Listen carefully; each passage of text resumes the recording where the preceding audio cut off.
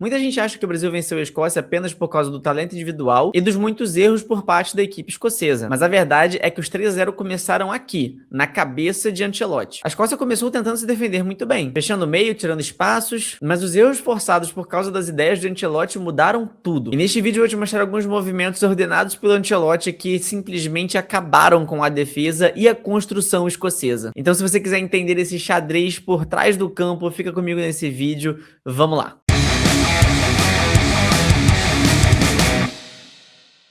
Fala galera, beleza? Pra quem não me conhece, eu sou o Guilherme e este é o do Jogo e vamos para a nossa análise tática de Brasil 3 Escócia 0. Então pessoal, o Brasil começa na partida com uma pressão forte na saída de bola escocesa e a equipe se defendendo num 4-4-2. É possível a gente ver aqui o Danilo, o Marquinhos, o Gabriel Magalhães e o Douglas Santos estão aqui atrás mais ou menos da imagem que cortou aqui, mas eles estão mais ou menos nessas posições aqui assim. E uma linha de 4 meio-campistas com o Matheus Cunha tentando pressionar o entrelinhas, enquanto o Vini Júnior é o cara que faz a primeira pressão, né, no goleiro ou então nos zagueiros. Vão haver algumas variações táticas dessa marcação da seleção brasileira, eu vou mostrar isso um pouco mais pra frente. E logo em seguida aqui já é basicamente a jogada do primeiro gol. Nesse momento a gente consegue ver aqui o zagueiro da equipe escocesa, o McKenna, com a bola nos pés, e ele tem três opções basicamente de passe, que seria ou aqui o Ferguson, ou aqui o Andrew Robertson, ou mais aqui pro meio o McLean. Mas olha só como é que tá a marcação da seleção brasileira, muito bem postada na fase de pressão.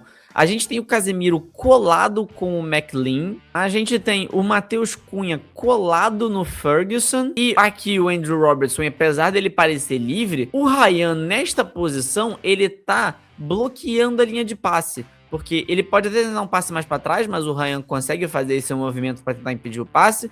Ele pode tentar dar uma bica para frente, que talvez pudesse ser a escolha mais interessante. Mas tudo começa porque o Ancelotti organizou a linha de pressão de forma que não havia linha de passe tranquila o suficiente pro zagueiro tentar sair com essa bola. E num espaço de tempo muito curto, ele corta para dentro, tentando ter um pouco mais de visão de jogo e ver se daria tempo de algum outro jogador se desmarcar. E em 2 segundos a gente vê o Ryan já em cima do McKenna aqui, fazendo a pressão na saída de bola e com isso roubando ela, chegando no Vini, e ele abriu o placar. Tudo porque olha só como as linhas de marcação estão muito bem postadas. Você vê como eu falei, ele cortou para dentro, tentou esse passe aqui no McLean, só que olha como o Casemiro já tomou a frente basicamente. Se ele consegue acertar esse passe, o Casemiro iria interceptar. O Robertson não tinha opção porque o Ryan tava pressionando, e o Ferguson tava aqui, o Matheus Cunha, que não chegou tanto aqui nessa jogada, mas se a bola tivesse ele vindo nessa direção, o Matheus Cunha tava com todas as condições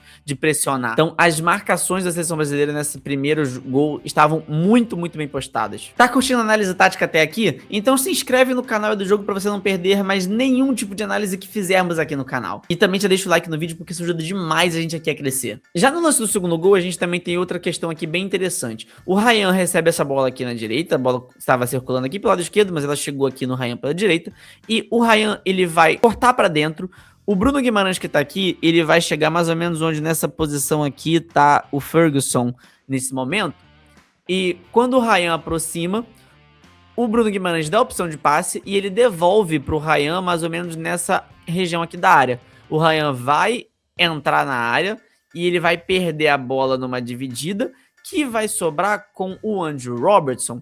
E nesse lance a gente vê uma questão muito interessante. O Robertson tem algumas escolhas de opção de passe. Ele tem aqui o camisa 7, o McGinn, disponível. Aqui no meio ele tem o McTominay e aqui ele tem o Ferguson. Então ele poderia tentar 3 passes diferentes para tentar sair dessa pressão. Qual que é o negócio? Não tá cabendo aqui na imagem, mas o Bruno Guimarães está bem aqui, mais ou menos na foto, pressionando essa saída aqui com o McTominay ou com o Ferguson. O Danilo já tá muito perto também aqui do McKean. E o Robertson, ele faz a escolha de tentar dar o passe para um desses dois. O Ferguson é a opção mais clara, né? Então a bola chegaria antes no Ferguson, antes do McTominay. Só que num intervalo muito curto, até se a gente for olhar aqui o relógio, tá em 2:40. Eu vou passar para a próxima imagem, você vai ver que vai para 2:41. Olha como nesse intervalo muito curto, o Robertson já tocou a bola e o Matheus Cunha já conseguiu fazer esse bloqueio aqui. Este bloqueio, ele é crucial, porque depois desse bloqueio, a bola vai na direção mais ou menos aqui do McKean, que tá marcado, como eu já mencionei, pelo Danilo. O Danilo pressiona o Mequin, a bola vai sobrar no pé do Bruno Guimarães, que numa jogada de altíssimo nível de felicidade, ele vai fazer um belíssimo cruzamento, e o Vinícius Júnior, que tá aqui no meio de dois defensores, o Bruno Guimarães vai colocar essa bola mais ou menos aqui, ó, na pequena área, nessa região aqui da pequena área. O Vinícius Júnior, ele corre para trás desse marcador aqui, fazendo esse movimento, enquanto o marcador tenta se antecipar e o goleiro também se adianta para tentar dar o tapa na bola. A bola passa exatamente por cima do goleiro e o jogador não consegue se antecipar, criando uma claríssima chance de gol pro Vini, que foi só literalmente empurrar para dentro. Uma marcação muito bem postada da seleção brasileira que gerou essa pressão que possibilitou o gol do Vinícius Júnior sair, né, com a roubada de bola, e o Matheus Cunha não desistindo da jogada. Assim que o Ryan perdeu ali a bola, o Matheus Cunha tava de olho, a marcação já estava muito bem organizada ali para fazer essa pressão e gerar o segundo gol brasileiro. Mas também é interessante a gente olhar aqui o lance do gol anulado do Vini Júnior.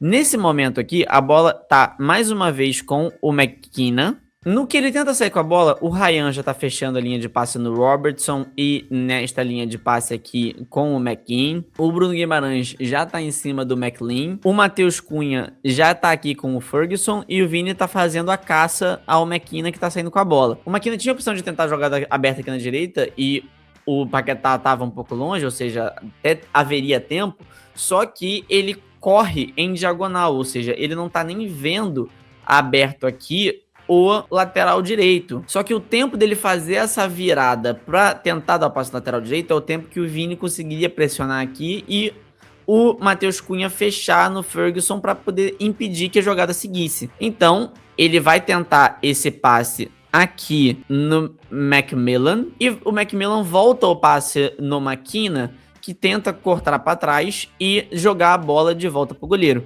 Nesse momento, o Vinícius Júnior já pressiona, já morde aqui o McKenna, que larga a bola, né? Só que o juiz marcou a falta, mas ainda assim, olha só como tá muito bem postada a defesa da seleção brasileira, com a pressão pós-perda, né? A pressão na saída de bola, porque a gente tem aqui o Ryan fechando aqui dois marcadores, tem aqui o Bruno Guimarães na marcação do Macmillan. É uma defesa muito bem postada da seleção brasileira e essa jogada gerou, né, o erro. Poderia ter sido o segundo gol da seleção brasileira, mas o VAR interveio e anulou um gol que, na minha opinião, foi um completo absurdo. Não poderia ter anulado um gol desse. Aqui já é a jogada que gerou o terceiro gol da seleção brasileira. A gente tem aqui a construção em 3, né, com o Danilo aberto pela direita, o Marquinhos centralizado e o Gabriel Magalhães pela esquerda, e essa foi normalmente a construção de 3 no Brasil durante o jogo. Havia algumas variações, às vezes o Casemiro centralizava e o Marquinhos abria, né, pela direita, enquanto o Danilo fechava pela lateral, só que uma maior parte das vezes a gente tem o Ryan como nessa função aqui, meio que jogando como um ala, né? Um ponta muito aberto, dando essa profundidade, assim como do outro lado a gente tinha ou o Vini nessa situação aqui, ou quando o Vini cortava para dentro, o Douglas Santos fazia a profundidade e dava, né, amplitude para a seleção na partida. Nessa situação, o Danilo vai encontrar esse passe aqui no Paquetá, e aqui o Danilo vai tentar o famigerado passe que quebra linhas, né? Porque aqui tem uma linha de marcação, aqui tem a outra linha de marcação. Este passe que o Danilo vai encontrar para o Paquetá, ele vai romper essas linhas, ou seja, o Paquetá vai receber a bola com a marcação já focada em outra coisa, e o Paquetá vai jogar a bola para o Casemiro.